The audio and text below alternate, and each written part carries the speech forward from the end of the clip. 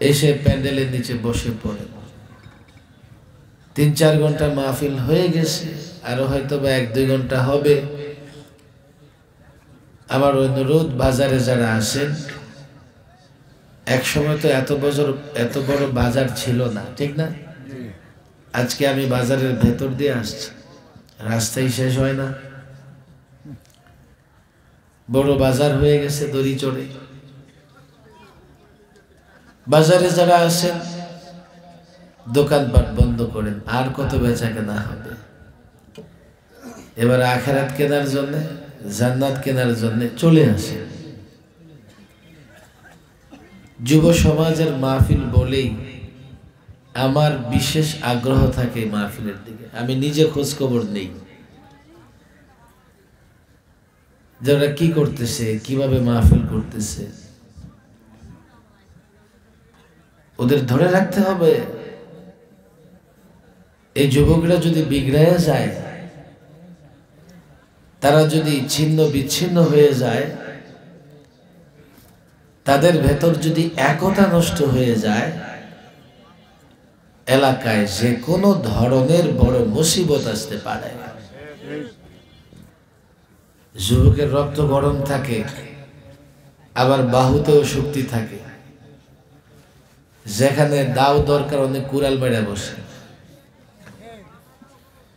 এই যুবকদের ভেতরে অস্থিরতা যেন না আসে, তারা ইতমিনানের সঙ্গে, নিরাপদে, নিরাপত্তার সঙ্গে সমাজে বসবাস করার মন মানসিকতা যেন থাকে। এই জন্যই এই যুবকদের মাহফিলমুখী করতে হবে। যদি যুবকেরা গান বাজনা মুখী হয়ে যায়, সমাজে নানা রকমের অস্থিরতা বাড়বে। আপনার ইজ্জত থাকবে না, আপনার পরিবারের ইজ্জতও থাকবে না। এই জন্যই তো যুব সমাজের এই মাহফিলগুলোতে তাদেরকে সহযোগিতা করা দরকার।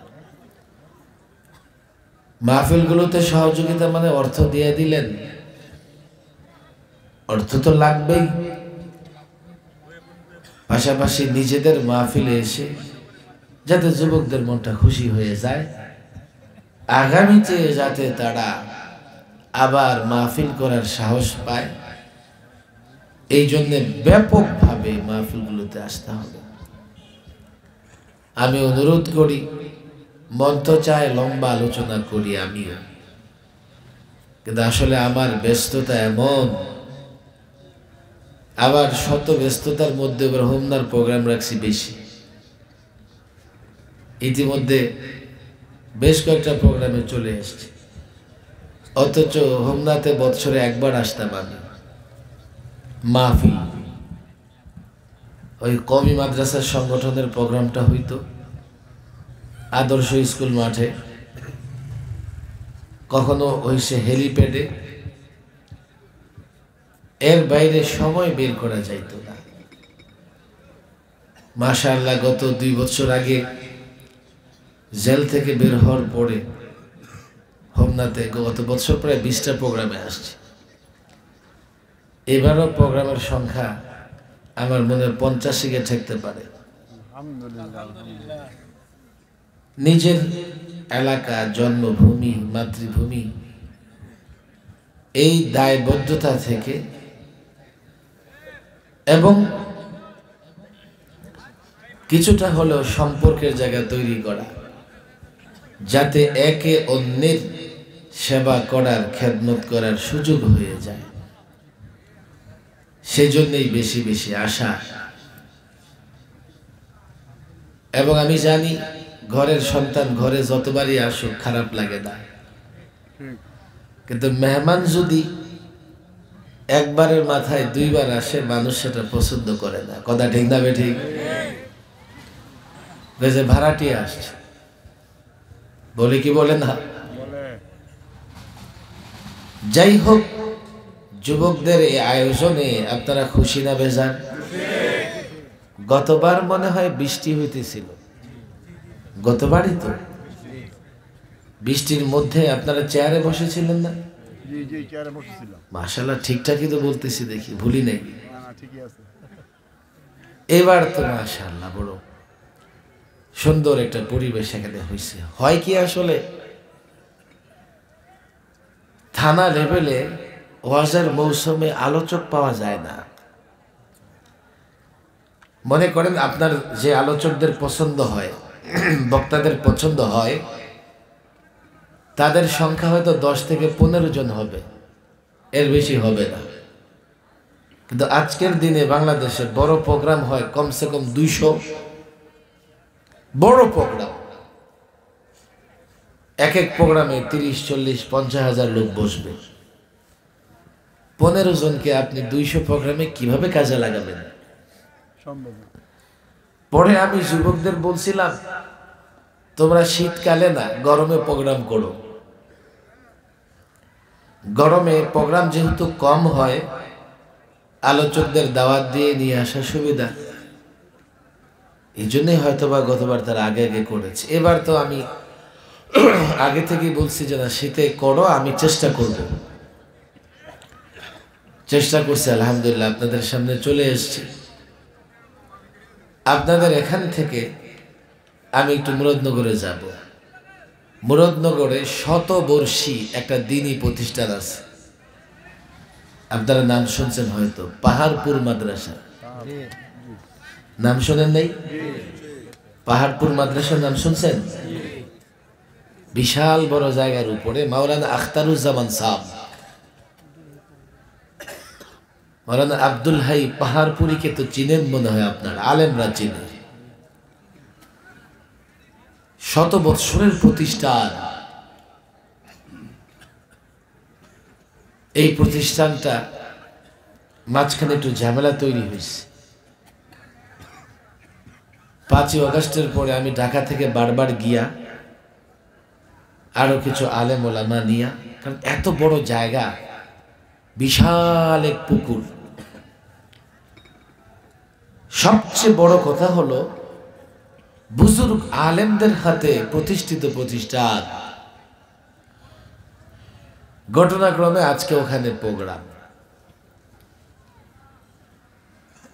আবার হোমনার যে রাস্তাঘাটের অবস্থা খুব খারাপ। 10 মিনিটের রাস্তা 1 ঘন্টা লাগে। আল্লাহ তাবারক ওয়া তাআলা যুবকদের আয়োজনকে কবুলার মঞ্জুর করে নেন। আসেন, যারা গেটে দাঁড়ায় আসেন, আসেন, দ্রুত আসেন। আমি বলি কি দেখেন, যেখানে মাহফিল হয় না, আশেপাশে শয়তান ঘুরতে থাকে। আর ওদের কাজ হচ্ছে, কেউ মাহফিলে আসতে থাকে তার পায়ে ধরে রাখে। এই জন্যে মাইকের আওয়াজ শোনার পরে যারা মাহফিলে আসতে পারবে না, ওরা শয়তানের কাছে পরাজিত হয়ে গেছে। যারা সাহসী যুবক, শয়তানের কাছে পরাজিত হতে পারে না। লা হাওলা ওয়ালা কুওয়াতা ইল্লা বিল্লাহ পড়ে শয়তানকে পরাজিত করে তোমরা আসো। শয়তান তারাবার একটা স্লোগান আছে না নাই? কোনটা? আমার ভাই তোমার ভাই, আমার ভাই তোমার ভাই বললে আর শয়তান আসবে। তাকবীর দিতে হবে। তাকবীর ধ্বনি যত দূর যায় তত দূর শয়তান থাকতে পারে না। এই জন্য মুয়াজ্জিন যখন আযান দেয় আল্লাহু আকবার, আল্লাহু আকবার, জানেন ইবলিস পেছনের রাস্তা দিয়া বাতাস বের করে আর দৌড়াইতে থাকে। এত দূর চলে যায় যেখানে গেলে আর আযানের আওয়াজ শোনা যায় না। তাকবীর দিবেন, শয়তান দূর হয়ে যাবে। বলেন আল্লাহু আকবার, নারে তাকবীর। মনে হয় ভলিউমটা একটু বাড়াইতে হবে।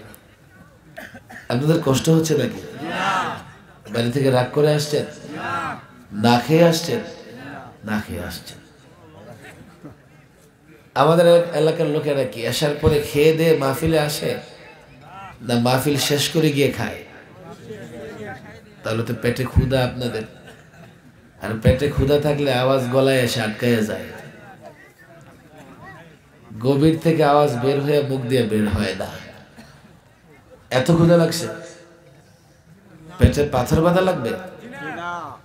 ভলিউমটা বাড়াইয়া চিৎকার করে তাকবীর ধ্বনি দিবেন, যাতে আকাশ বাতাস মুখরিত হয়, দরিচরের ভূমিতে ভূমিকম্প তৈরি হয়। যেই ভূমিকম্পের দাপটে ইবলিস আর থাকতে পারবে না। নারায়ে তাকবীর, আল্লাহু আকবার। মাশাআল্লাহ। এখানে দিতে হবে না, বেশি জোর দিলে আবার সমস্যা, হার্ট অ্যাটাক হয়ে যায়। নারায়ে তাকবীর, আল্লাহু আকবার। সওয়াব হবে, কথা ঠিক না বেঠি? অমুকের জয়, সওয়াব আছে? আছে সওয়াব? অমুকের সৈনিক, সওয়াব আছে? অমুকের চরিত্র, সওয়াব আছে? কিন্তু সেখানে তো যুবকরা ভলিউম এত চড়া করে, 10 জন স্লোগান দিলে মনে হয় মাটি কাঁপতেছে। তাকবীর ধ্বনি আওয়াজ করে দেওয়া লাগবে, এটা মুসলমানদের স্লোগান। যতদিন মুসলমানেরা তাকবীর ধ্বনি দিতে পেরেছে, কাফের বেঈমান মুসলমানদের মোকাবেলায় টিকতে পারে নাই। আর যখন মুসলমান ভূতের নামে, রামের নামে, নেতার নামে, মূর্তির নামে স্লোগান দিচ্ছে, 250 কোটি মুসলমান 1.5 কোটি ইহুদির মোকাবেলায় লড়াই করতে পারতেছে না। যুবকদের লজ্জা ভেঙে আওয়াজ করে তাকবীর দিতে হবে। নারায়ে তাকবীর, আল্লাহু আকবার। লিল্লাহি তাকবীর, আল্লাহু আকবার। কোরআন সুন্নাহর আলো, কোরআন সুন্নাহর আলো, মাশাআল্লাহ। সূরা হামিম আস-সাজদা, সূরা হামিম আস-সাজদা কোরআনে কারিমের একটা সূরা, আয়াত নাম্বার 40 নম্বর আয়াতের প্রথমাংশ, শুরু অংশ একটু আমি তেলাওয়াত করেছি। বর্তমানে আমি একটা প্রসঙ্গ নিয়ে আলোচনা করি, সপ্তাহ যাবত করতেছি, এবং আমি মনে করি এই আলোচনা শুধু শ্রবণ নয়, এই আলোচনা আমাদের সবার মুখস্থ রাখা উচিত।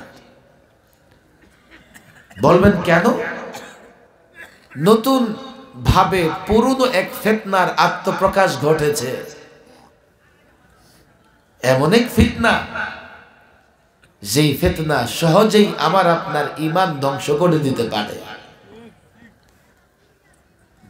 আর আমাদের কাছে সবচাইতে মূল্যবান জিনিস হচ্ছে ঈমান। ঈমান নিয়ে যদি কবরে যেতে পারি, শত গুনাহ করেছি, আল্লাহ চাইলে মাফ করে দিবেন। সামান্য শাস্তিও যদি দেন, দিবেন, চূড়ান্তভাবে জান্নাতে পাঠাবেন। ঈমান যদি নষ্ট হয়ে যায়, আমলের আর কোনো মূল্য নাই। মরবে, কবরে, হাসরে, কিয়ামতে সর্বদাই এ জাহান্নামের শাস্তি, আযাব ভোগ করতে হবে, এবং এটা শেষ হবে না। আর কোনো দিন বেঈমানের জাহান্নাম থেকে মুক্তির কোনো রাস্তা নাই। আমাদের আলেম ওলামাদের দায়িত্ব আসলে কি? আলেম ওলামা, মাদ্রাসা, মসজিদ, দাওয়াত ও তাবলীগের কাজের উদ্দেশ্য মূলত প্রধান দায়িত্ব এবং উদ্দেশ্য হচ্ছে আমাদের ঈমানের পাহারাদারি করা, যাতে কোনোভাবে সময়ের কোনো ফিতনা, সময়ের কোনো ভ্রান্ত মতবাদ, ভ্রষ্ট মতবাদ, নষ্ট মতবাদ আমাদের ঈমান নষ্ট না করতে পারে, ধ্বংস না করতে পারে। এমন অনেক নষ্ট, ভ্রষ্ট, ভ্রান্ত মতবাদ আছে, দল আছে, যাদের টার্গেটই হচ্ছে আমাদের ঈমান নষ্ট করে দেওয়া। আমি মৌলিক কথা বলে যাই, আপনারা ঠিক করে নেবেন ওরা কারা। ইন্নাল্লাযীনা ইউলহিদুনা ফি আয়াতিনা লা ইয়াখফাউনা আলাইনা। সূরা হামিম আস-সাজদা, আমি রেফারেন্স দিয়ে দিচ্ছি। আয়াত নাম্বার কত বলেছি? 40। আপনাদের কষ্ট হচ্ছে? আয়াত নাম্বার কত? 40। আমি রেফারেন্স এই জন্যই দিয়ে দিচ্ছি যাতে উঠে আমাকে গালি না দেন।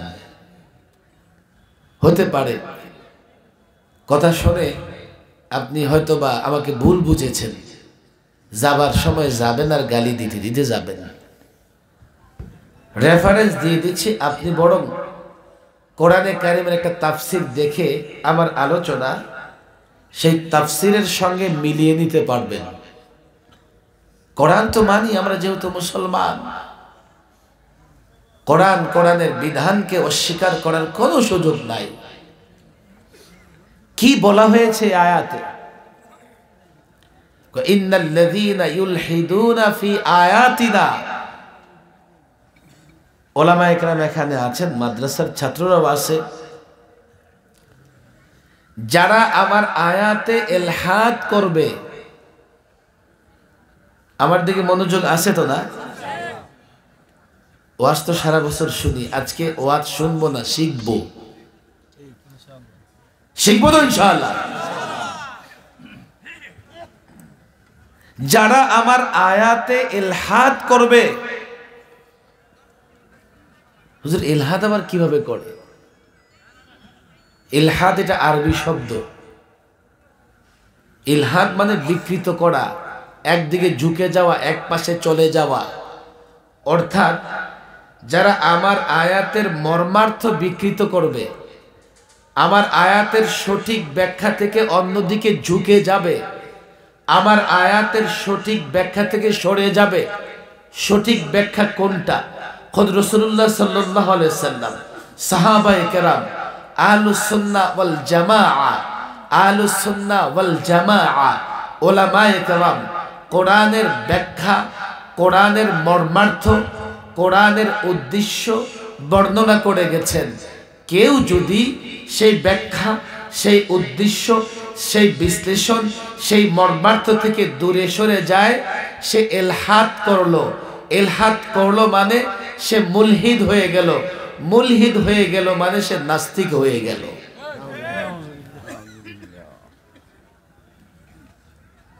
তাফসিরে মাআরিফুল কোরআন নাম শুনেছেন? আমাদের এই যুবকরা কিন্তু এখন পড়াশোনা করে। তাফসিরে মাআরিফুল কোরআন কে লিখেছেন, কে রচনা করেছেন? মুফতি শফি সাহেব রাহিমাহুল্লাহ। এটার বাংলাও পাওয়া যায়, সৌদি আরব থেকে ছাপানো হয়েছে, বিশাল এক খণ্ডের বাংলা আছে না নাই? যেহেতু এটার বাংলা পাওয়া যায়, ঘরে আছে, মসজিদে আছে, মাদ্রাসায় আছে, এই আয়াতটা বের করে 2-4 মিনিট লাগবে, তাফসিরটা দেখে নেবেন। মুফতি শফি সাহেব লিখেছেন, এই আয়াতের পূর্ববর্তী আয়াতগুলোতে আল্লাহ তাবারক ওয়া তাআলা এমন এক দলের কথা বলেছেন, যে দলের লোকেরা সরাসরি কোরআন, সুন্নাহ, ইসলাম, দ্বীনকে অস্বীকার করে। এমন লোকজন পৃথিবীতে আসে না নাই? অস্বীকার করে। আচ্ছা, আর এই আয়াতে তাদের কথা বলা হয়েছে যারা ইসলাম কিংবা দ্বীন কিংবা কোরআন এবং সুন্নাহকে সরাসরি অস্বীকার করে না, তবে বিকৃত করে। বিকৃত করে। হুজুর বুঝলাম না, মনোযোগ আছে? আমার কথা বুঝতেছেন? প্রথম দল হলো সরাসরি কোরআন সুন্নাহকে অস্বীকার করে। আমরা তাদেরকে কাফির, মুশরিক, বেঈমান বলি। কথা ঠিক না বেঠিক? দ্বিতীয় দল, এই আয়াতে যে দলের কথা বলা হয়েছে সরাসরি কোরআন সুন্নাহকে অস্বীকার করে না, নিজেকে মুসলিম দাবি করে, নামাজও পড়ে, আবার বলে আমি হজও করি। হায় হায় হায়। কিন্তু কোরআন এবং সুন্নাহর যে ব্যাখ্যা বিশ্লেষণ আহলুস সুন্নাহ ওয়াল জামাআহ করেছে, এখান থেকে বিকৃত ব্যাখ্যা করে। আপনাদের কিছু উদাহরণ দিব আমি? কষ্ট হইতেছে? আচ্ছা, কোরআনে আছে লিযযাকারি মিসলু হাজ্জিল উনসাইন।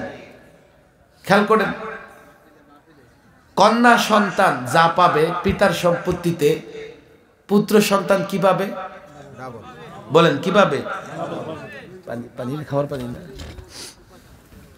এটা সরাই ফেলতে খটখট করে, চাটা লাগবে না।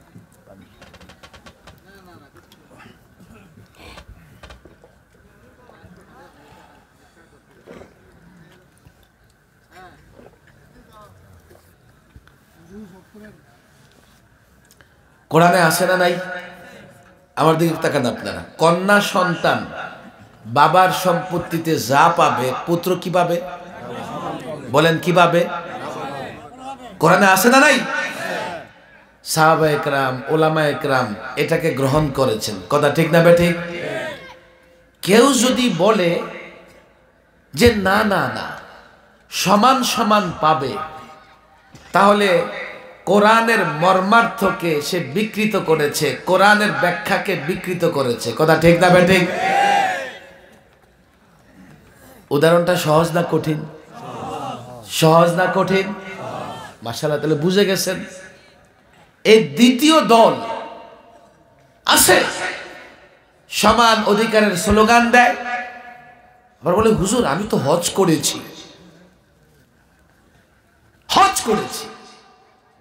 আমি নামাজ পড়ি। কেউ তো বলে যে তাহাজ্জুদ তো পড়ে। প্রথম শ্রেণী কাফের বেঈমান হয়েছে, দ্বীন এবং কোরআন সুন্নাহকে সরাসরি অস্বীকার করে। আর আমি যে আয়াত তেলাওয়াত করেছি, মুলহিদিন যারা ইলহাদ করে, কোরআন মানার ঘোষণা দেয়, নিজেকে মুসলিম দাবি করে, কিন্তু কোরআনের ব্যাখ্যাকে যথাযথভাবে গ্রহণ করে না, তারাও আগের শ্রেণীর মতো কুফুর এবং শিরিকে লিপ্ত। এদেশে এমন লোকজন আসে না নাই? রাজনীতিবিদদের মধ্যেও আছে। সুশীল সমাজ চিনেন তো আপনারা? পরজীবী, পরজীবী চিনেন? লোকেরা কয় বুদ্ধিজীবী। আগে বলি পর। বাংলাদেশে থাকে আর মুখে হাড্ডি আসে দিল্লি থেকে। যখন দিল্লি থেকে তাদের মুখে হাড্ডি দেওয়া হয়, এদেশে তারা মুসলমানদের বিরুদ্ধে ঘেউ ঘেউ করতে থাকে। এমন সুশীল সমাজ, এমন বুদ্ধিজীবী আছে না নাই? কেন এই আলোচনা করতেছি জানেন? কিছু ফাউল লোক বের হয়েছে আমাদের দেশে, যার আল্লাহকে পর্যন্ত গালি দিয়েছে। আপনি অবাক হবেন, তাদের অপকর্ম বলে শেষ করা যাবে না, শেষ করা যাবে না। লোকেরা বলে ওরা নাকি বাউল শিল্পী, আমি বলি ওরা পেশাব শিল্পী। হুজুর আপনি পেশাব শিল্পী কেন বলেন? বাউল শব্দের অর্থ কি? পেশাব। বাউল শব্দের অর্থ কি জানেন না আপনারা? আমার কথা নোট করেন, রেকর্ড করে নিয়ে যান। অসত্য বলার তো সময় নেই হাতে, সত্য বলেই তো শেষ করতে পারি না। ডিকশনারি গিয়ে দেখেন, রাসূলুল্লাহ হাদিসে বলেছেন ইস্তানজিহু মিনাল বাউল, তোমরা বাউল থেকে পবিত্রতা অর্জন করো। ইস্তানজিহু মিনাল বাউল, বাউল থেকে পবিত্রতা অর্জন করো। আর বাউল মানে হচ্ছে পেশাব। নাম যেমন নাপাক, কাবও নাপাক। আবার যেই কুলাঙ্গার গ্রেফতার হইছে ওইও নাপাক। আমি সব জায়গায় বুঝাইতে পারি না কথাটা, মাদ্রাসার ছাত্র থাকলে আমার জন্য সুবিধা হয়। বাউল মানে কি করা? আপনাদের কষ্ট হইতেছে? বাউল মানে কি করা? আচ্ছা, বাংলায় আমরা পেশাব করা থেকে নানা রকমের শব্দ বানাইতে পারি না? রূপান্তর কইরা কেমনে বলেন দেখি? মাশাআল্লাহ। আমাদের ছেলেরা গ্রামার পড়ে, দেখবেন যে নানা রকমের শব্দ পরিবর্তন করে। মাদ্রাসার ছেলেরা গর্দান দেয়।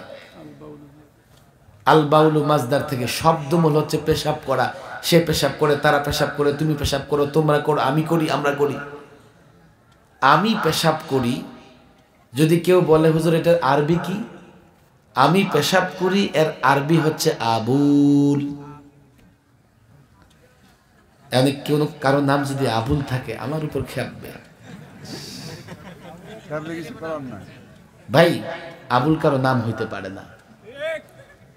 যার নামে আপনি তার আবুল ডাকতেছেন না, আপনি অর্ধেকটা ডাকতেছেন। তার নাম হয়তো আবুল হাসান হবে, নাহলে আবুল হুসাইন হবে। কথা ঠিক না বেঠিক? তা আপনি যদি অর্ধেকটা দিয়ে ডাকেন তো তার অর্থ পরিবর্তন হবেই। আবুল শব্দের অর্থ আমি পেশাব করি। আবুলে বাউল পড়ে, আবার একদল বাউল খোরো আছে তার পিছনে। আবুল যখন বাউল পড়ে, পেশাব করে, হায় হায় হায়, তার কুফুর শিরিক মিশ্রিত শব্দমালা যখন দেশের মাটিকে নাপাক করে দিচ্ছে, বাউল খোর, পেশাব খোর একদল বুদ্ধিজীবী আবুলের পক্ষে দাঁড়াইয়া তার মুক্তি চাইতেছে। আল্লাহর কসম করে বলি, এ আবুল আর এ বাউল আর বাউল খোলের দল সব হচ্ছে কোরআনের বিকৃতিকারী, কোরআনে কারিমের ব্যাখ্যা মর্মার্থ বিকৃতকারী। ওরা মুসলমান হতে পারে না। আবুল বলে কি? সূরা নাসে তো নাস কেন বলেছে না? সামাজিক যোগাযোগ মাধ্যম, টেলিভিশন, মিডিয়া দেখেন না আপনারা? এত নাচ কেন? আল্লাহ নাচতে বলছে। আরো জোর বলেন নাউজুবিল্লাহ।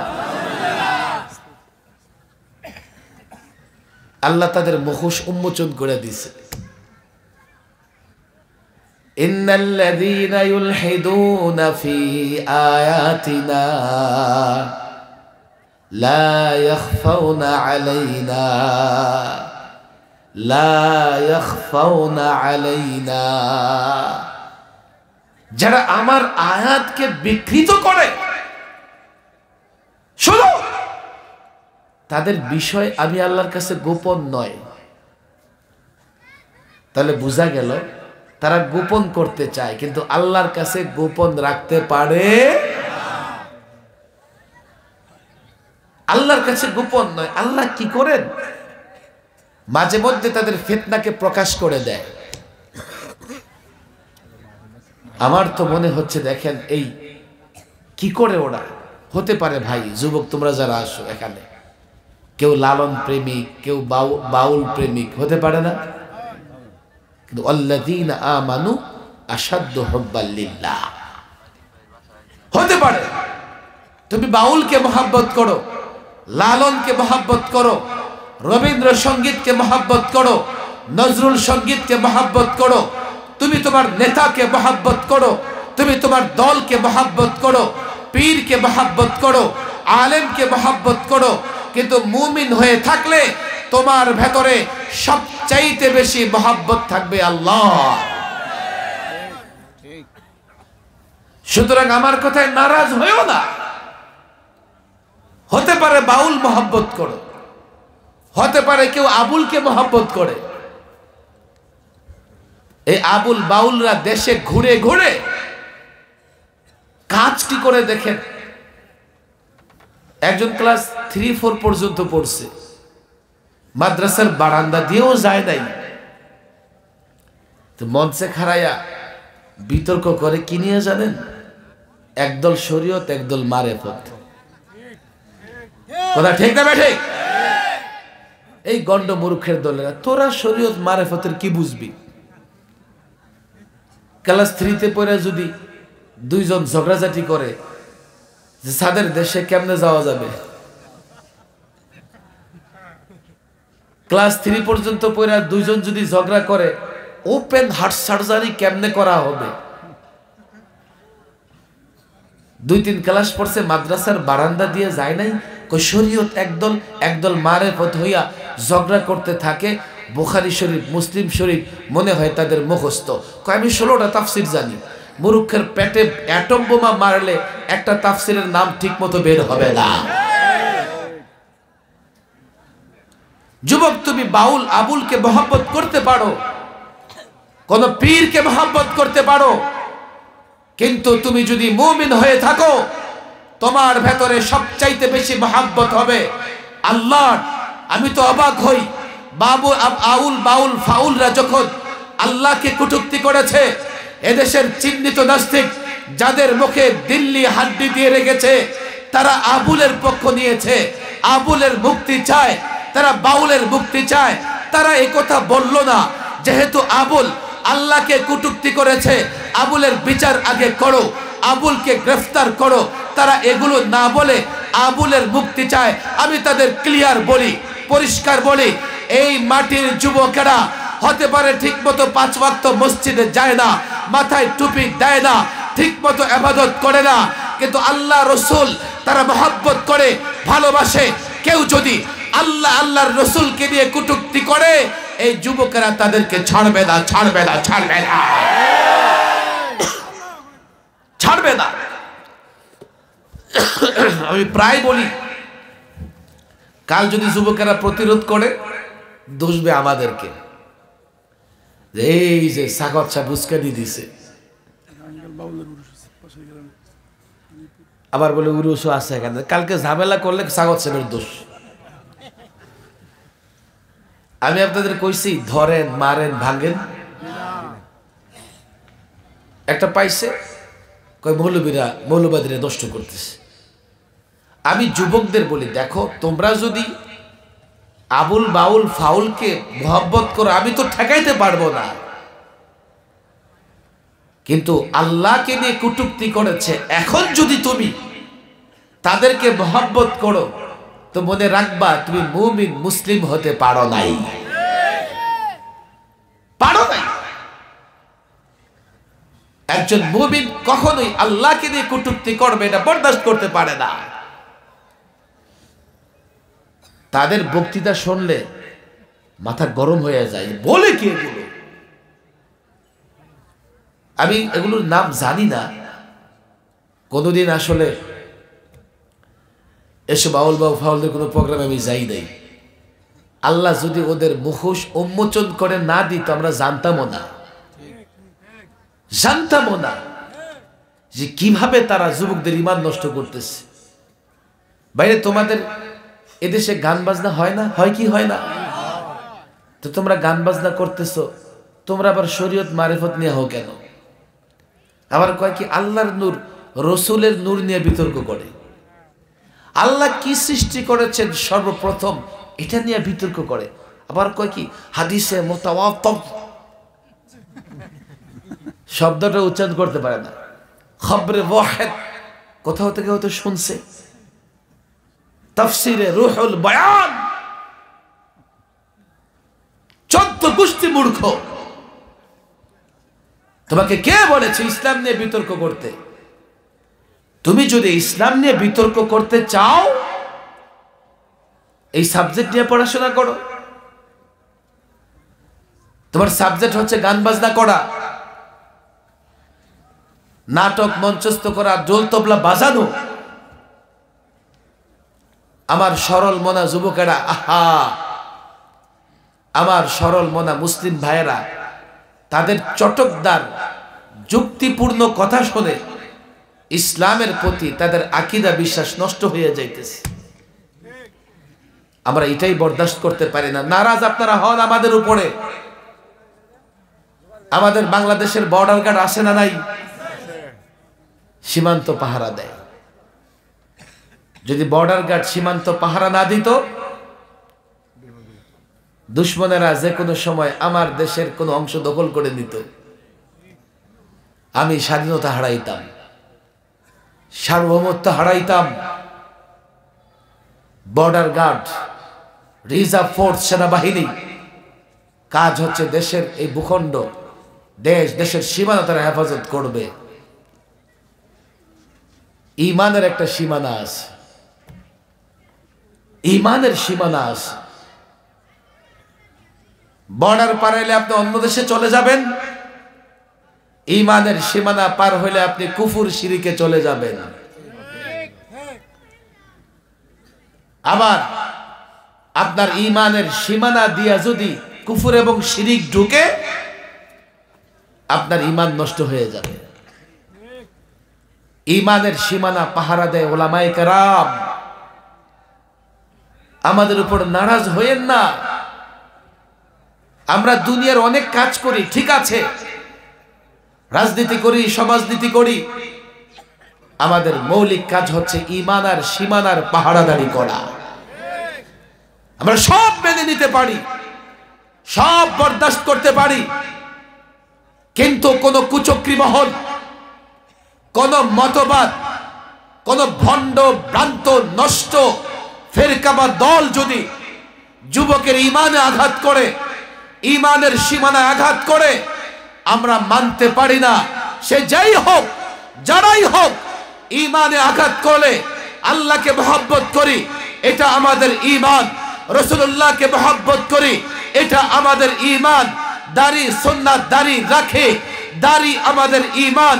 নামাজ আমাদের ঈমান, যাকাত আমাদের ঈমান, হজ করি আমাদের ঈমান, ইসলামের প্রত্যেকটা রুকন আমাদের ঈমান। আমরা এগুলোকে মহব্বত করি। নামাজ, রোজা, হজ, যাকাত, আল্লাহ রসুল নিয়ে যদি কেউ কটূক্তি করে, আমরা মনে করি সে আমাদের ঈমানে আঘাত করেছে। সে যেই হোক, এই আঘাত আমরা মানতে পারি না, কোনোদিন মানব না, মানব না, মানব না। পরিষ্কার কথা। যেই হও তুমি। উরুস হয় বাংলাদেশে, বহুত মাজার আছে।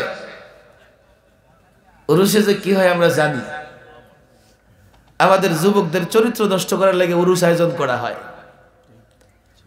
অনেক গেলে গাঞ্জা ফিরি, ইয়াবা ফিরি, কথা ঠিক না বেটে? অধিকাংশ উরুস ওয়াজ নসিহত হয়, কোরআন তেলাওয়াত হয়, কোন নসিহত হয়, ভালো কথা শোনানো হয়। কি হয় সেখানে? কাজ করবা সব খারাপ, তাহলে সেখানে ভালো আশা কোত্থেকে করা যায়? আমি যুবকদের এই কথা বলি না যাও ভাঙ্গো মারো, দরকার নাই। তোমরা বিরত থাকো এই ধরনের অশ্লীল কাজ, মাদকতা, ইয়াবা, গাঞ্জা এমনি বন্ধ হয়ে যাবে, কথা ঠিক না বেঠে? এগুলোর পেছনে তাদের পেটের ধান্দা আছে। গাঞ্জা বিক্রি হয়, ইয়াবা বিক্রি হয়, আবার যুবকেরা সেখানে গেলে 2-4-5 টাকা দেয়, এলাকার লিডারদের কাছ থেকে চান্দা উঠায়। আমি উরুসওয়ালাদের বলি, কবরের ভেতরে যে মাইয়িত আছে, তোমরা যদি তাকে মহব্বত করে থাকো, তো কবরে সওয়াব পাঠানোর কোন সিস্টেম আছে না নাই? সেটা করো। তোমরা যুব সমাজের চরিত্র কেন নষ্ট করতেছো? ফিতনা, ভয়ঙ্কর ফিতনা চলতেছে। আপনাদের হাতে পায়ে ধরে বলে যাই, দেখেন হোমনা আমার এলাকা, আমি প্রায় আসলেই প্রশ্নের সম্মুখীন হই, হুজুর আপনি দাঁড়াবেন কবে? আমি বলি তো দাঁড়িয়ে আছি। নির্বাচনে দাঁড়াবেন কবে? আমি বলি দেখো, আল্লাহ আমার যেটুকু মর্যাদা দিছে তাতে বাংলাদেশের কোন এমপির চাইতে কম না। আপনি বলেন কত টাকা খরচ করলে এত মানুষ জমা হইত? এটা রাজনৈতিক প্রোগ্রাম করে দেখেন। আলহামদুলিল্লাহ বাংলাদেশে যেখানে যাই হাজার হাজার লোক হয়, মহব্বত করে বলেই তো। আমি এমপি হয়ে কি করব? আমি তো জনগণের সম্পদ খাইতে পারবো না, আমার তো লস হবে। হুজুর সংসদে গিয়ে ইসলামের পক্ষে কথা বলবেন। সেটা যদি ওলামা একরাম বলে, দেশের মানুষ যদি মনে করে যে না আপনি টেলিভিশনে কথা বলেন, দেশ বিদেশে প্রোগ্রাম করেন, সংসদে যেই সংসদে ফাইটাজাই টাইপের মহিলা গান গেয়ে সংসদ নাপাক করেছে, সেই সংসদে আবার তেলাওয়াত করে সংসদ পাক করতে হবে। যেই সংসদে নাস্তিকদের পক্ষে বক্তৃতা হয়েছে, সেই সংসদে আল্লাহর নবীর পক্ষে বক্তৃতা করে এই সংসদকে পবিত্র করতে হবে। কথা ঠিক না বেঠিক? সেটা ওলামা একরাম যদি মনে করেন, দিনদার দাওয়াতে তাবলীগের মেহনতকারী দিনদার যুবক মুসল্লিরা যদি মনে করেন, সেটা একটা হতে পারে, তবে খুব বেশি দরকার আছে এমন না। এই জন্য আমি কোনো ঘোষণা দেই নাই, আর বিশেষ করে মাহফিলে আমার ভোট চাওয়ারও ইচ্ছা নাই। মাহফিলে সব দল সব মতের লোকেরা আসে, এই জন্য বারবার এই যে ইদানিং এত মাহফিল তিতা সোমনা মুরাদনগর, আমি কোথাও ভোট চাই নেই, আর আমি এখনো দাঁড়াবই সিদ্ধান্তই নেই। শুধু দোয়া, আপনারা দোয়া করবেন। দিনের কথা বলেই তো গত 16টা বৎসর জেলখানার একদিক দিয়ে জেলখানায় বের হয়েছে, আবার আরেক দিক দিয়ে ঢুকাইয়া দিয়েছে।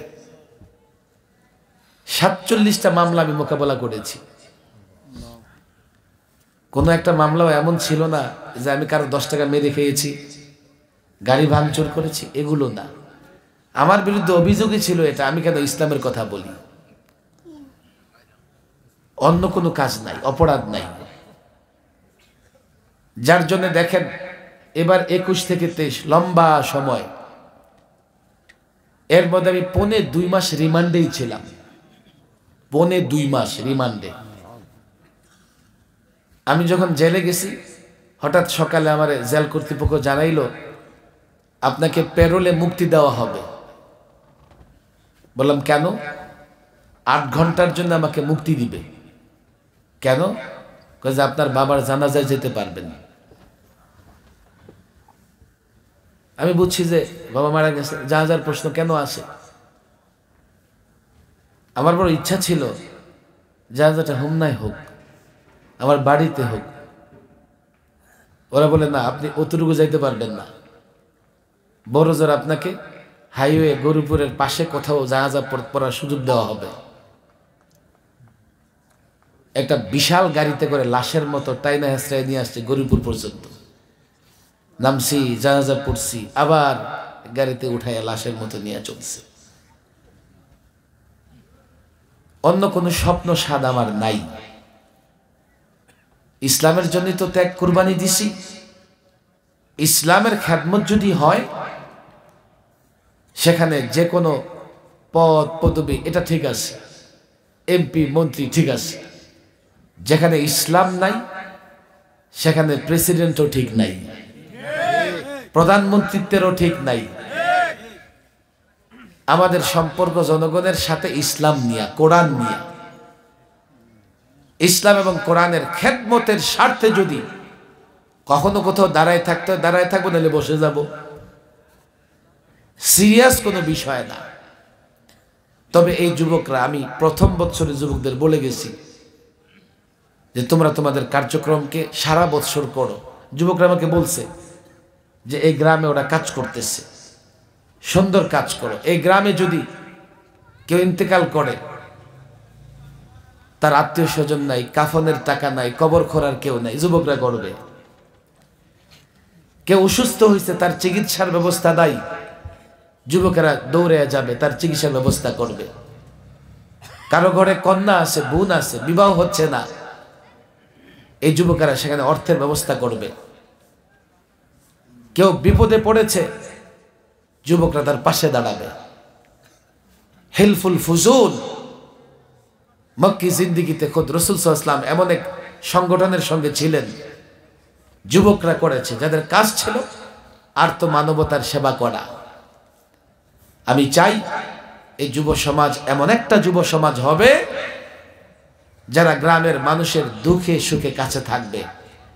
যখন যুবকরা এইভাবে কাজ করবে, ইনশাআল্লাহ যেহেতু হোমনা আমার বাড়ি, আমি যুবকদের সহযোগিতায় থাকব।